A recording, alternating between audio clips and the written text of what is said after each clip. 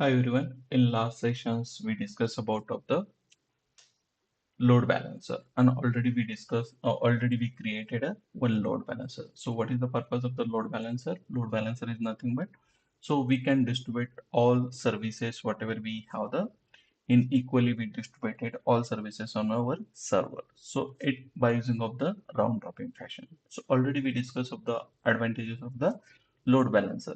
After that, we discuss if we are not having of the load balancer, then what are the challenges we need to the face in the our project already we discussed. So uh, today's agenda we will discuss already we discuss of the types of the load balancers. We have the mainly four types of the load balancer: application load balancer, network load balancer, gateway load balancer, and classic load balancer. These are the load balancers. But when we have to use these load balancer, this is the question. So we will discuss first for load balancers. Before going to the one by one load balancer, we need to the discuss of the OSI model. OSI is nothing but we can say called as OSI stands for the Open Systems Interconnections. So that is called as the OS model. So OS model is nothing but we have the seven layers of the client communication server. So in that we have the different applications layer. We have the presentation layers. Different we have the seven layers. So these are the seven layers will represent of the something. So we will discuss in the deeper. Suppose we are having of one application is there. Suppose suppose we have the this is the application. So we can consider this is our server. So whenever we discuss here, so this is my application. So we can say call it this is our application.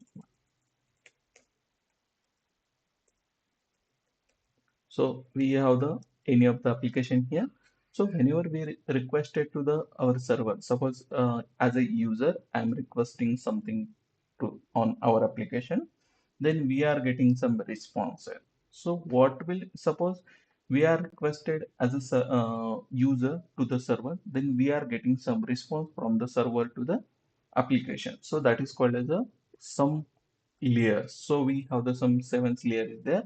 So in that we this is the requested. So we can say call as a we are requesting to the server and we are getting the response from the server side. So that is called as a our we can say called as a it's a normal server and application of the interaction. But in that we have the OS model.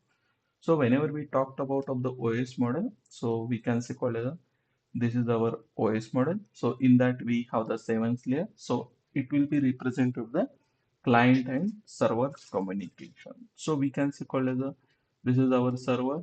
So in that server we are requesting from the our application side and we are getting the response for our server side. So if it is valid, then we will get the response. If it is not valid, then we won't be get any response from the server side. So that is called as a OSI model. So OSI stands for Open System Interconnection. So whenever we talked about here, so we have the seventh layer. So whenever it started from our side, so I'm creating the seventh layer here. Suppose this is the one layer, this is the second layer. So it is nothing but so we have the layer. So different layer. So a different layer it will be work as per layer wise. Suppose we have the I need to create. Whenever we talked about of the OSI model, in that we have the seventh layer. So seventh layer is nothing but it's represent of the our client server communication. So it will be decide when we have to go with which load balancer. Suppose whenever we talked about of the any of the application in that how it's work. So at that time we have to say so it's a seven layers of the application. So whenever first time so this is the seven layer it started from the seven here, so we can say called as seven, again it's six,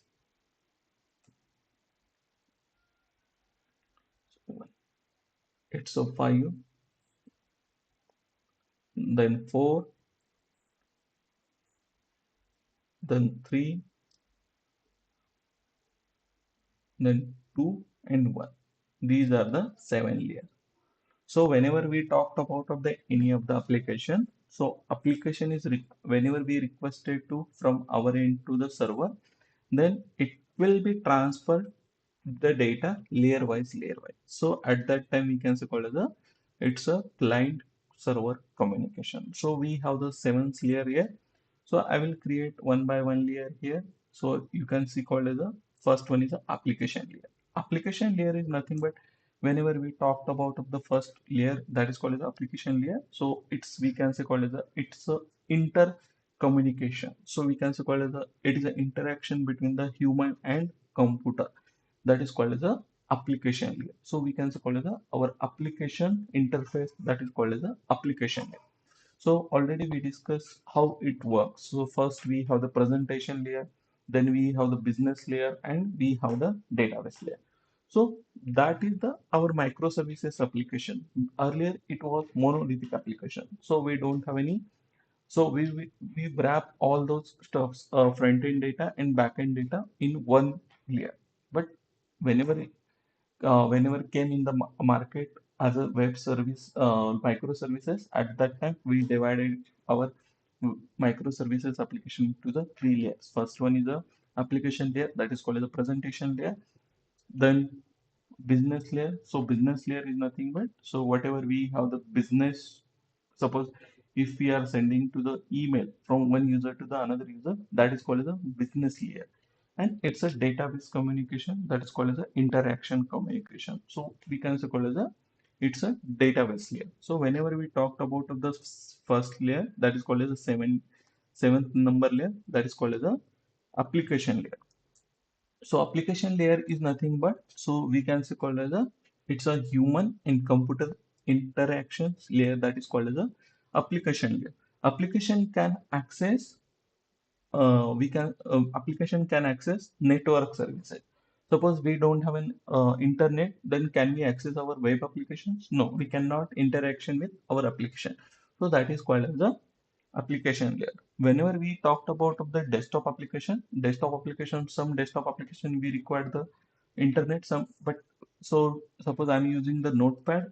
At the moment, do we require the internet connection for the notepad paint? No, we don't require the network. But whenever we talked about the application layer is nothing but it's a human and computer interaction layer, and application can access as a network services. If we have the internet network services, then we can access it. So I am a human here. So just I am interaction with my application. So I'm requesting to the suppose this is our medical domain. So in that medical domain, so I am raising one request to I want to create particular of the medicine. So I'm using this application by using of the application mobile application, otherwise web application. So I'm first interaction with seventh layer. First that is called as a human and that is called as a we can say called as human and computer interaction. So that is called as a interaction layer. We can say called as a application layer. Application layer can access by using of the network services. So this is called as a application layer. So already we discussed here while we creating the EC2 machines here, we have the different load balancer. Load balancer is nothing but so already we know that load balancer. Load balancer is nothing but we distributed our incoming traffic on different services that is called as a load balancer. Whenever we talked here the load balancer, here you can see the we have the three types of the load balancer. One is application load balancer, network load balancer, and gateway load balancer.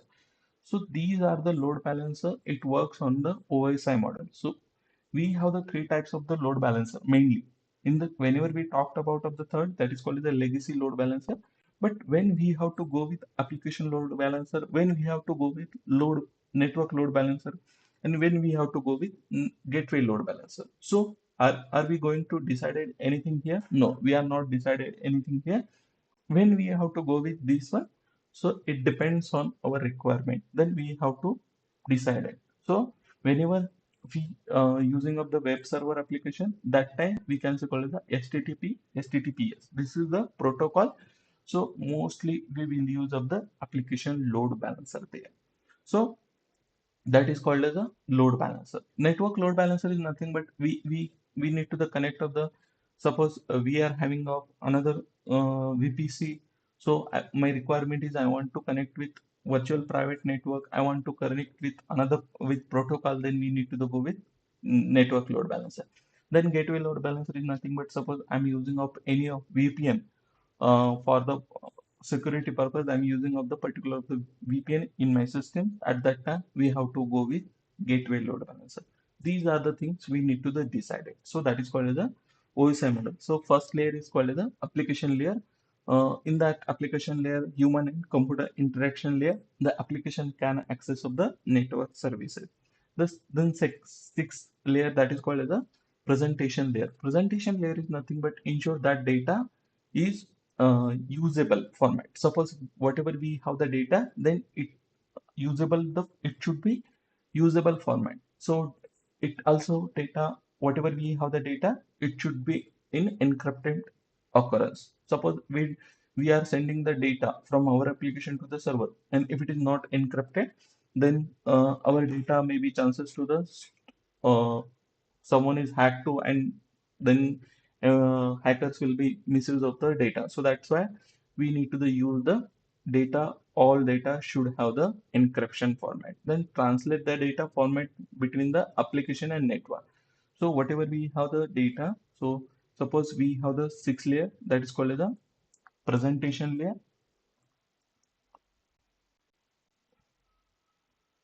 So whenever we talked here, presentation layer is nothing but ensure ensure that data is in usable format. That is called as a presentation layer.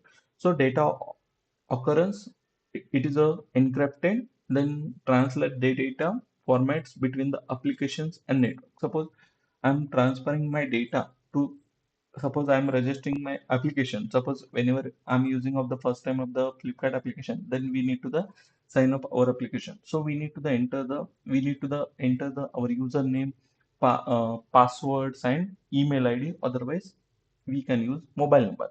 So all those data we are registering with this application, then all data will be transferred to the server. But at that time, it should have encryption format. Suppose if it is not encrypted format, then it will be definitely misuse our data. So that is called as a presentation layer. So after that, we have the fifth layer, that is called as a sessions layer. Sessions layer is nothing but maintain the connection between the devices.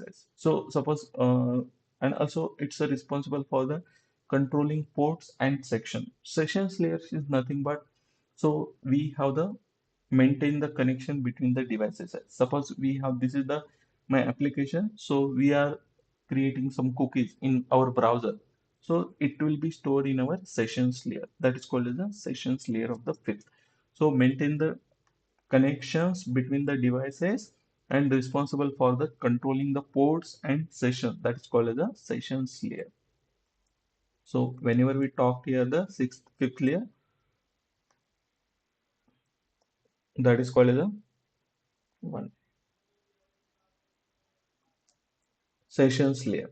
After that, we have the layer 4, that is called as a transfer layer. So we talked here the seventh layer, application layer, presentation layer, fifth layer, that is called as sessions layer. Whenever we talked about of the fourth number layer, that is called as a transport layer. Transport layer is nothing but we are transmit the data using of the transmission of the protocol, including of the TCP and UDP. You can see here the we have the protocols TCP and UDP. At that time, we are transferring the data using of the transmission of the protocols like VPC. VPC is a virtual private cloud. Then no one can access your network. So that is called the VPC. But whenever we talked about of the TCP, UDP, these are the protocol by whenever we transferring the data, that transmission protocol including of the TCP as well as UDP as well as TCS, STTPS, STTPS. These are the protocols. So we need to the follow it. So in that transport layer, we have the two protocol. We have the three protocols there, but mostly we are including these protocols while we transferring the data between the our applications and servers. So ensure the end-to-end data delivery process there, because if we are suppose if we are translate our data, suppose I'm starting whatever user data I'm translating to the server, so at the moment it should be end-to-end deliver process there. Otherwise, suppose we transfer the data half data, at that time we are not getting the data, we are not storing the data in our databases. So that is called as a, it should be ensure the end-to-end data delivering process in the transport layer. So transport layer is nothing but, so transmit the data, it will be take some responsibilities. I want to transfer the data from the by using of the protocol, including of the TCP, UDP, otherwise TCS data, otherwise whatever we are using of the load balancer. So, but these are the OSI models we need to follow the each and every applications. So it's nothing but it's a open systems interconnections and client server communication, that is called as the OSI model. So whenever we talk here the transport layer, so what is the responsibility of the transport layer? Transport layer is nothing but it's a transmit the data by using some protocols, and we are make sure the all data deliver the end-to-end process is there. Otherwise it should not be incomplete the data, that is called as a transport layer. Then we have the fourth layer. Let me add here. This is the transport layer. So we have the network layer. Network layer, third layer is called as a next layer, that is called as a network layer. So we have also here the network. So we have the application load balancer, network load balancer, and gateway load balancer. Same thing, network load layer is nothing but, so decide the which physical path data will be taken. Suppose whenever we have the one physical path is there, then we have to decide it which physical path for the its particular the data, that is called as a network layer. So managing the IP addresses, then routing, forwarding of the data, these are the things who will be take care it will be take care from the network layer. So decide the which physical path the data will take it, then we can also call as a managing of the IP addresses, then routing, then forwarding of the data. Who will be take care it? It will be take care from the network layer. That is called as a network layer here.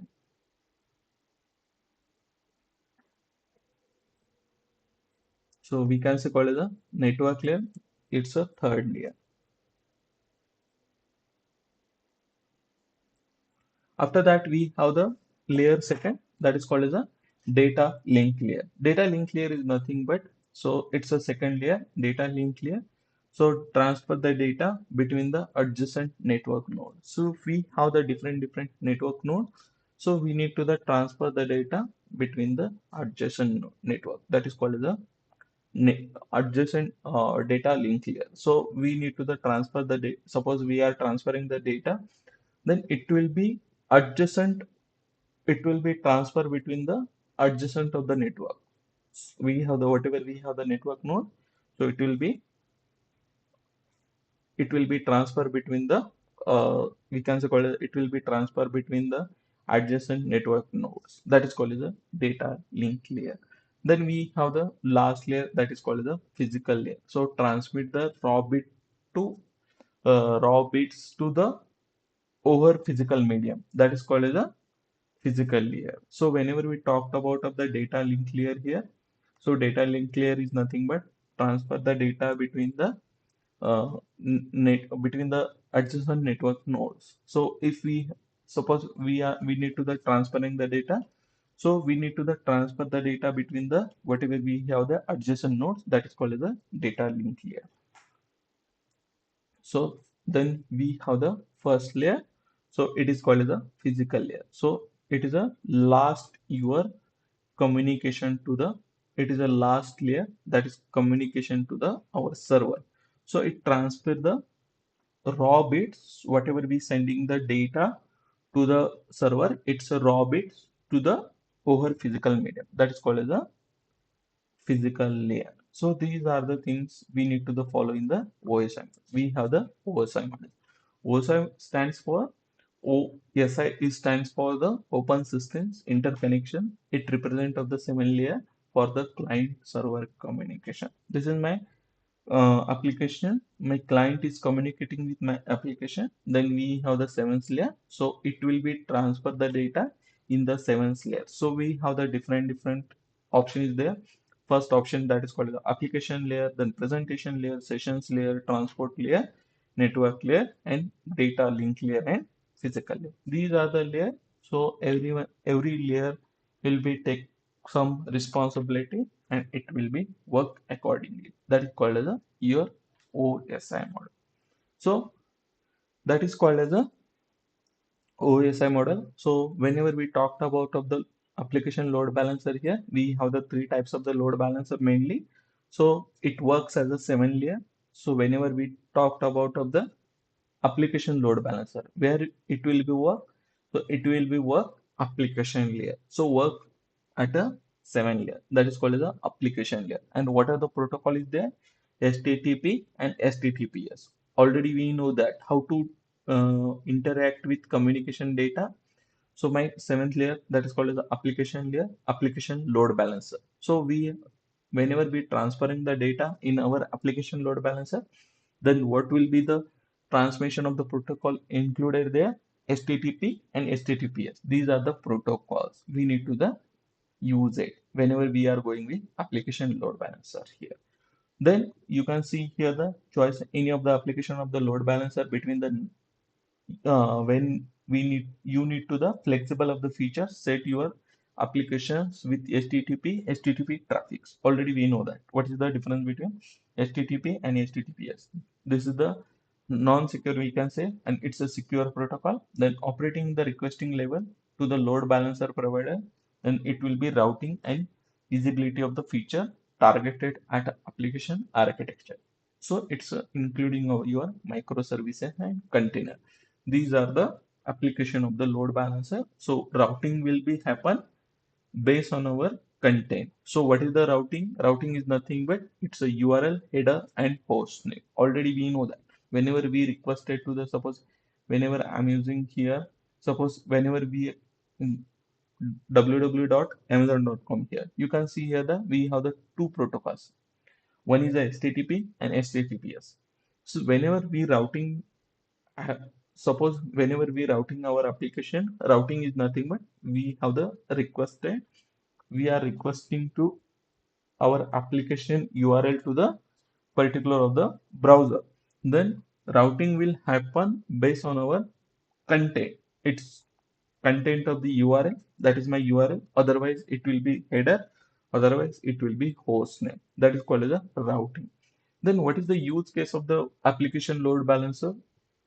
When we have to go with application load balancer, so load balancer it suppose whenever we talked about of the use cases, web application, microservices, API, all those stuffs we have the at that time we have to use the application load balancer. You can see already it will be already provided from the AWS side. So whenever you can see here the load balancer providing the advanced routing. What is the advanced routing? So routing is nothing but routing will happen based on our content. Suppose I'm requesting to suppose we created one application. In that we created one URL for my application. At that time we can use the URL. Otherwise you can use header. You can use your host name. So when we have to go with so when to go for application load balancer, if we have the web application, microservices, API, all those stuffs, we have the use cases. These are the application load balance. It's related to web application, microservices, and API. All those whatever we are using in that, so we have to go with application load balancer at that moment. So whenever we talked about what is the role in that OSI model here. So it works at a seven layer. So already we know that. So seven layer is nothing but application layer. And suppose we are transferring the data. So whenever we transport the data, so at that time which layer we need to use it? So we need to use the transport layer. So by using of the which protocol, because we are going with application load balancer. We are in that application load balancer, we have the two protocols. One is a HTTP, another is a HTTPS. These are the protocols. So that's why, and this is the user going with this protocol, and we can hit to the our server. So these are the application load balancer. So already we created the load balancer, so just we need to the how it works. So that is the thing here. After that we have the network load balancer. Whenever we talked about of the network load balancer here, so this is the user. So we have the virtual private cloud network there. So we are using their virtual private cloud there. So work at a layer 4. Whenever we talked about of the layer 4, that is called as a transport layer. Transport layer, what is the purpose of the transport layer? Transport layer is nothing but transmit the data using of the transmission of the protocol, including of the which protocol? TCP, UDP, otherwise TCLI.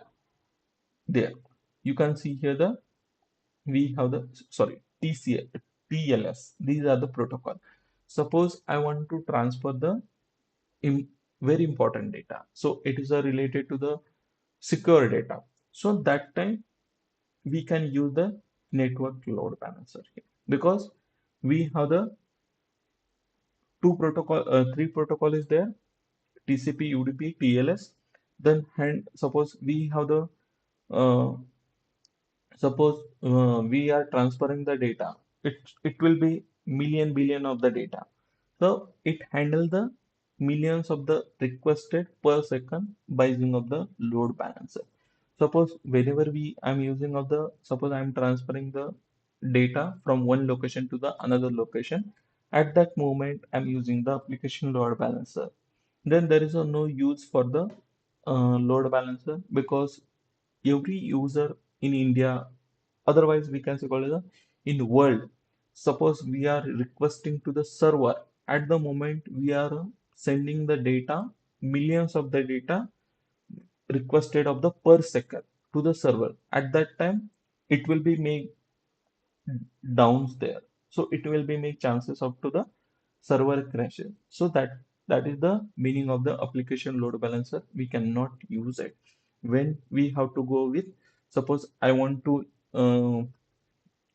suppose we have the live streaming.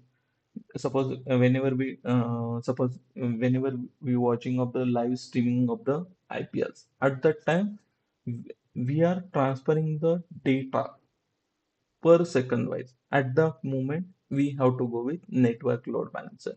Suppose we are a game. Suppose I'm playing one game, cricket game.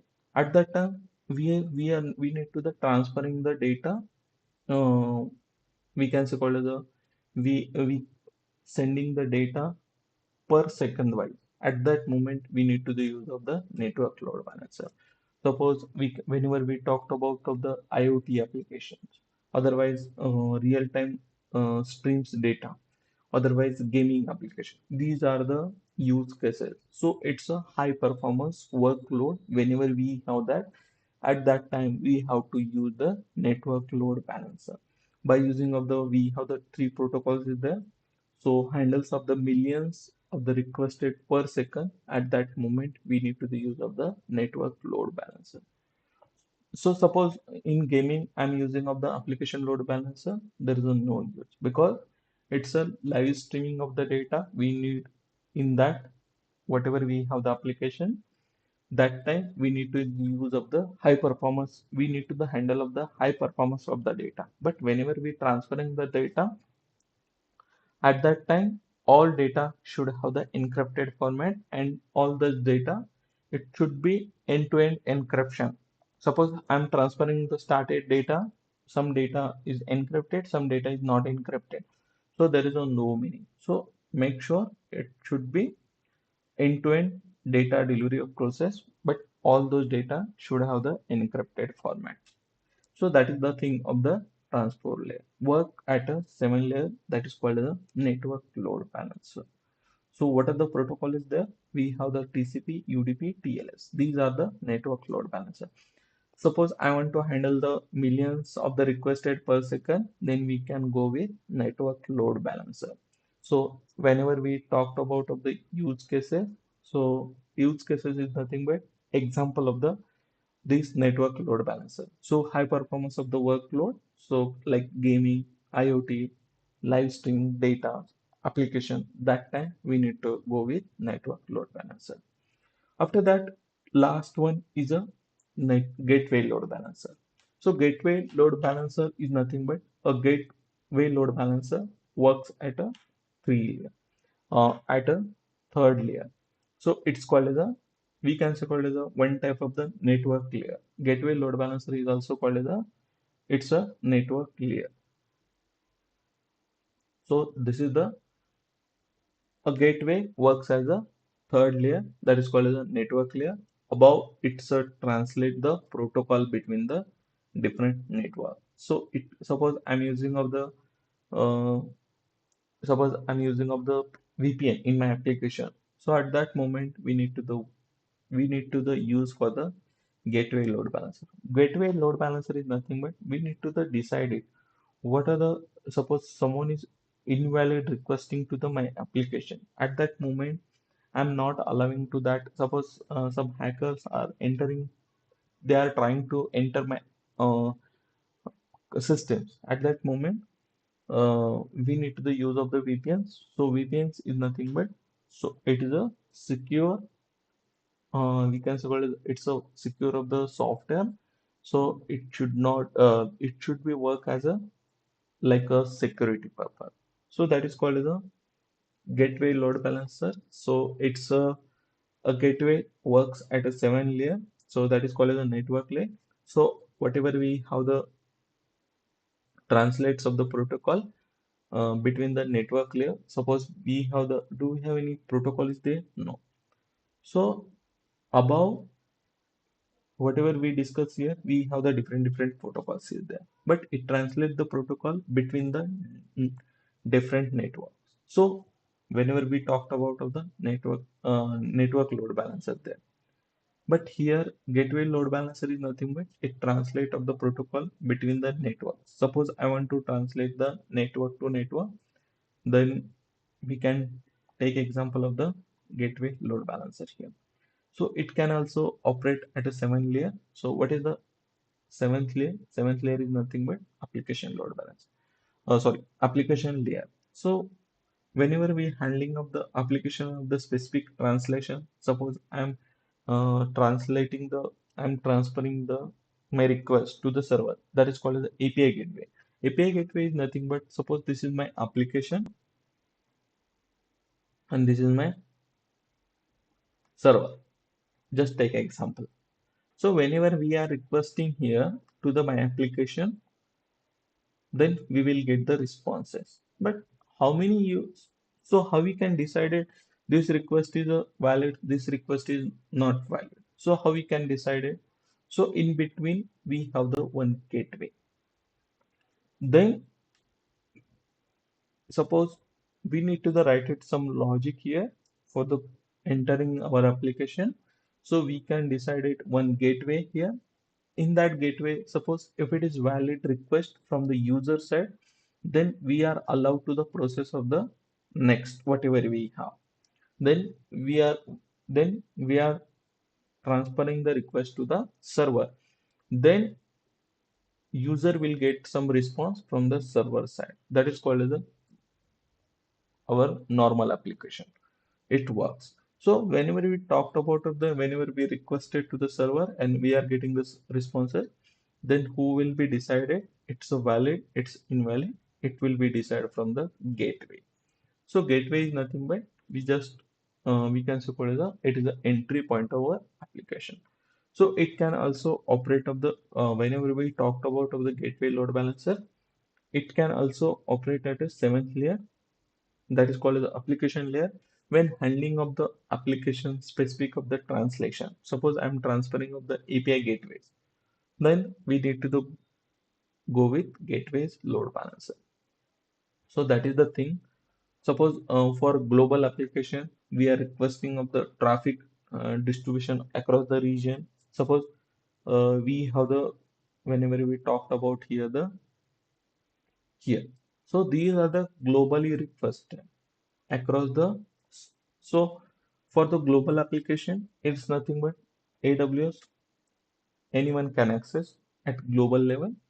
Then we are requesting traffic, whatever we they are requesting. Suppose I'm a user for the AWS account, I'm requesting to the AWS account, then it will be traffic distributed across the region wide. Suppose what we are using the region using here Mumbai. Mumbai is nothing but Asia Pacific we are using.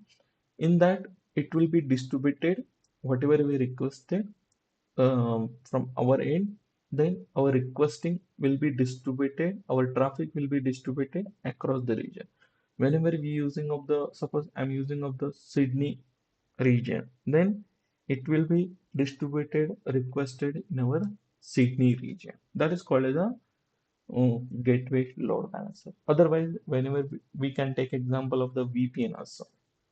VPN is nothing but it's a one type of security application. Then in that we can decide who can access our my systems. So that is related to the another thing. So whenever we are using of the company systems, at that we have the VPNs. So VPN is nothing but it's a additional of the security which is provided from our company side because we connected sometimes in different networks.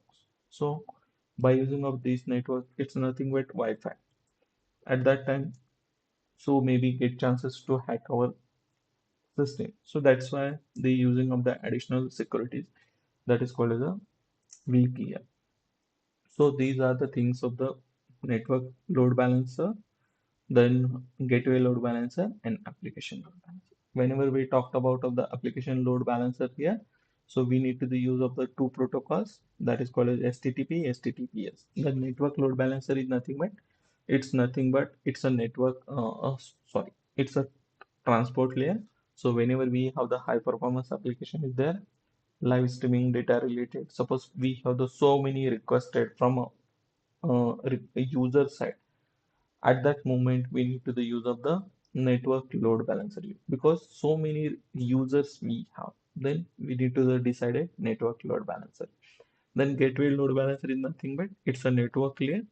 Then it's a translate of the protocol between the different network. So are we going to any use here the protocols here? No, that is called as a network load balancer here. Choice of the gateway load balancer when you need to the deploy and manage of the third party of the virtual application. It's nothing but we can say called as a related to the VPN. Otherwise, if you want to use of the API's gateway in my application, API is nothing but it will be transfer the data from front end to the back end. That is called as the application programming interfaces. So that is called as the API gateways. It can also operate of the seventh layer, which one? Gateway, load balancer. Then when we are handling of the application specific translation, suppose I want to handle some specific protocols there in my application. It's related to high security data. Then we need to go with gateway load balancer here. It's a special case translation. Suppose this is my application. In that my application, it's a high secure data. So I want to handle the high secure data. Then when we have to go with which load balancer, then we need to use for the gateway load balancer. These are the things we have the application load balancer, network load balancer, and gateway load balancer. But all load balancer will work on the based on our OSI model. OSI is nothing but it stands for the Open System Interconnection. So it's a seven layer for the client server communication. So it represents of the seven layer. So that is called as a OSI model. After that, we have the next concept. So I think that's it. Load balancer. This is the legacy load balancer. You can see here that we have the HTTP, HTTP. These are the protocols. Then we have the TCP and SSL. So this is the classic load balancer. You can see here the classic load balancer based on our these are the protocols.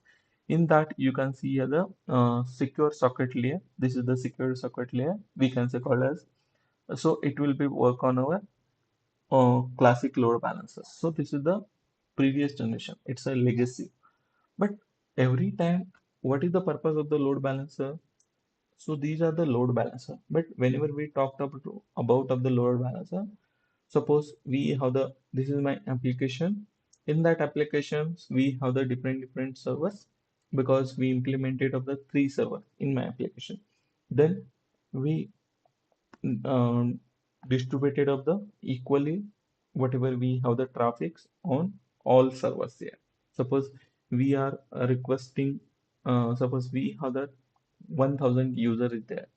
1000 user will be hit to the only one particular of the server? No. At that moment, we decided already we know that whatever we have the incoming traffic, it will be distributed equally of the three servers. Suppose I'm using of the four server, any of the number of servers we can use it. But is it possible? Suppose whenever we talked about of the application here, in my application, this is my 10k user.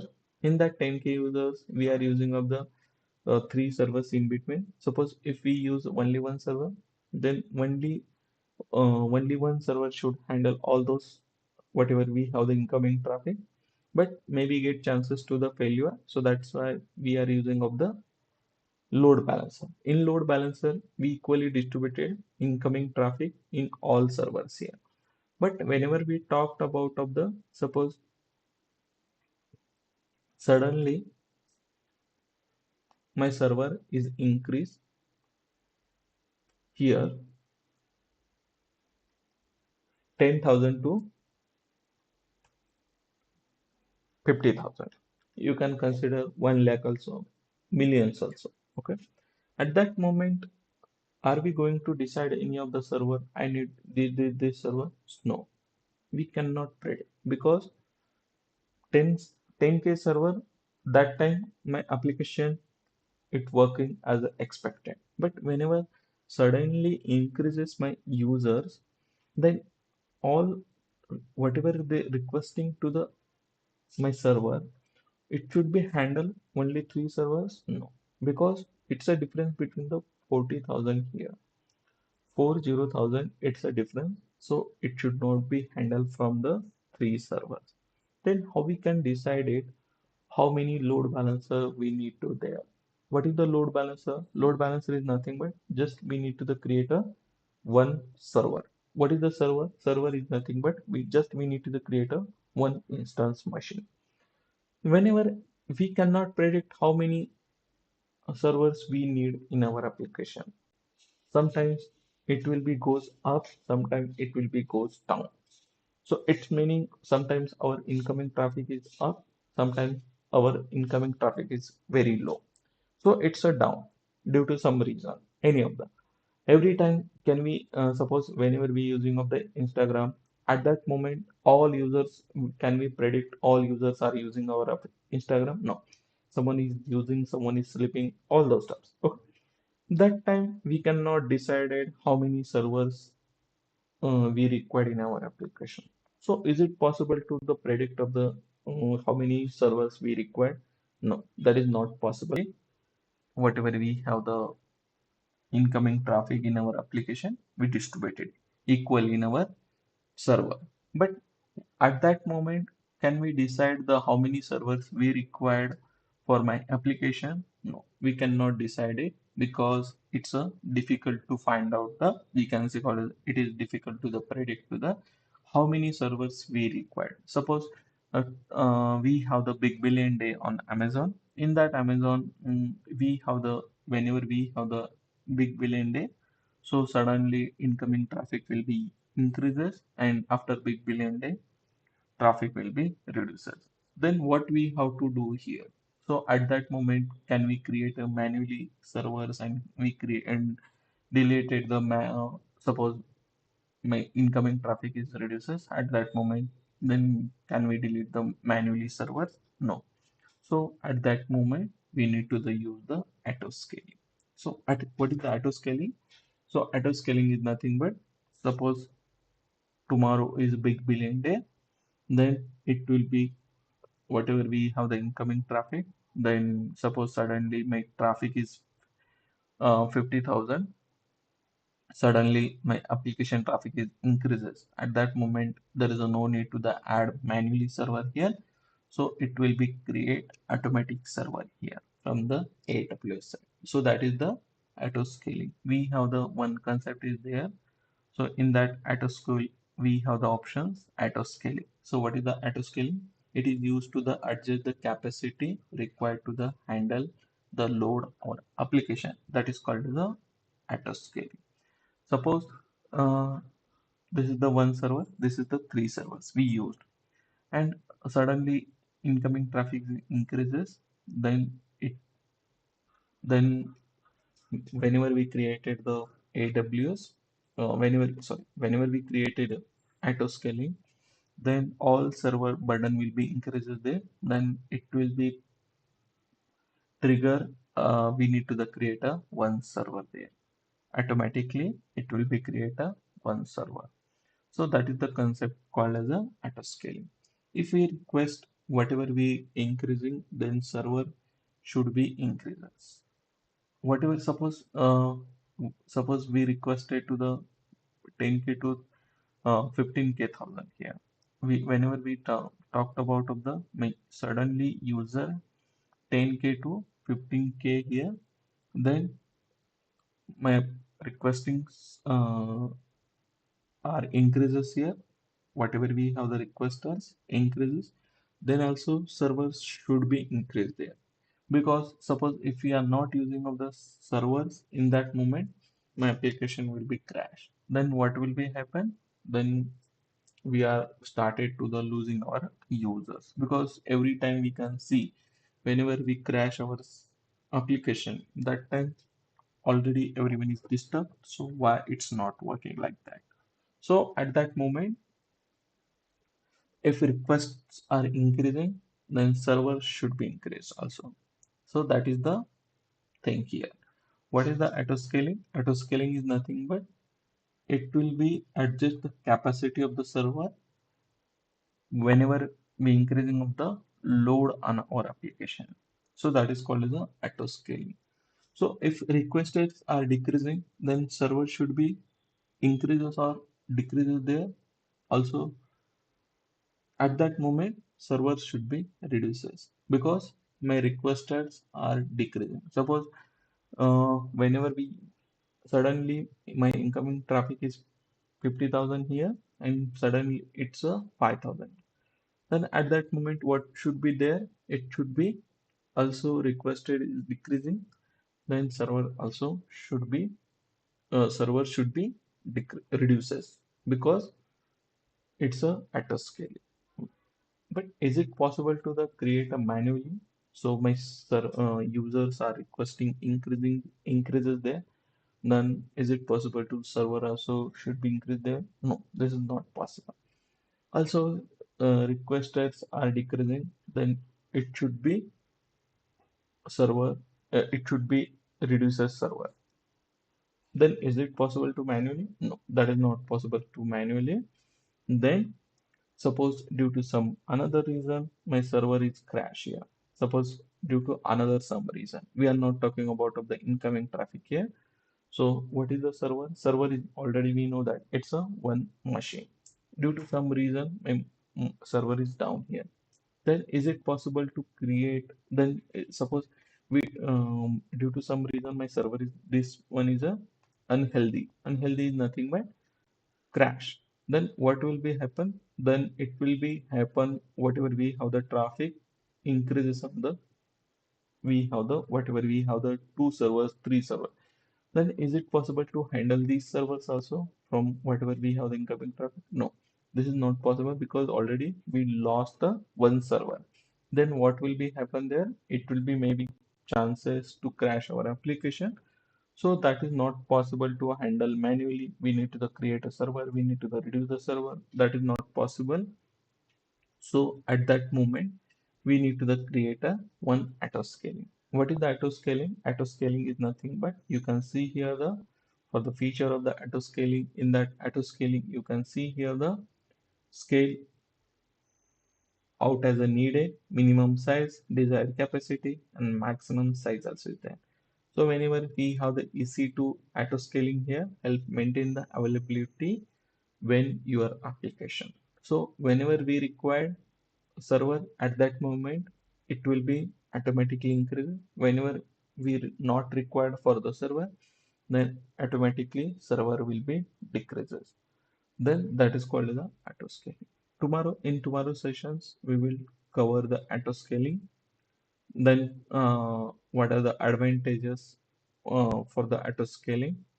Suppose after that, every time we cannot use the auto scaling in the practical way. So we have the auto scaling group is there, but we are not creating the auto scaling in the real time scenario. At that moment, we need to the create a Kubernetes. So whenever we deploying our services on the Kubernetes, then it will be automatically handle the Kubernetes auto scaling. So it will be create from the who will be take care it auto scaling.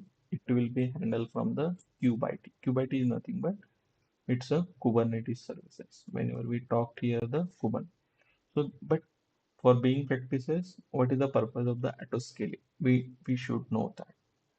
So whenever we creating auto scaling, then due to some reason my machines crash or whatever we have the reason, then it will be increase the server, it will be decrease the servers automatically. So that is called as a auto scaling. Then we have the two types of the auto scaling. One is a horizontal, then vertical scale. Most probably we are not going to the uh, we are not going with a vertical scaling because we need to the upgrade the CPU, then RAM, storage. This is not possible.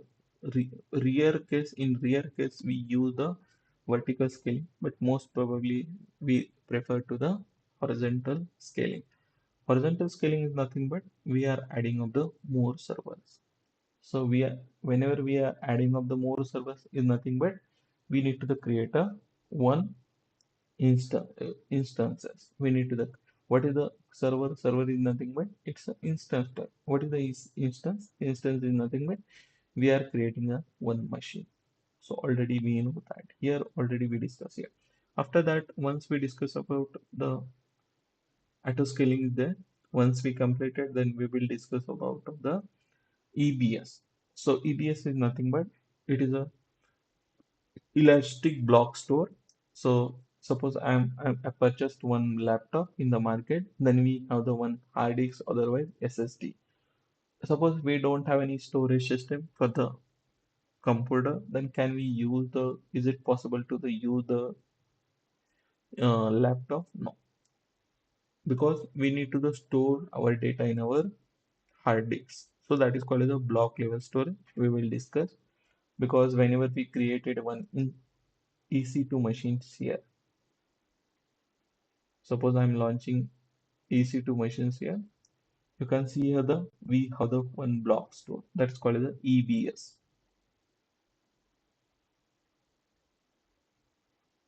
Same thing. Suppose if we are not having of any block store in our EC2 machine here, this is the configuration storage. So this is the one block store. Suppose if we are not having of any block store, suppose we deleted our block store, then can we use the EC2 machines? No, we cannot use the EC2 machine. This is my root volume. So we have their option. One is a root volume, another is the additional one.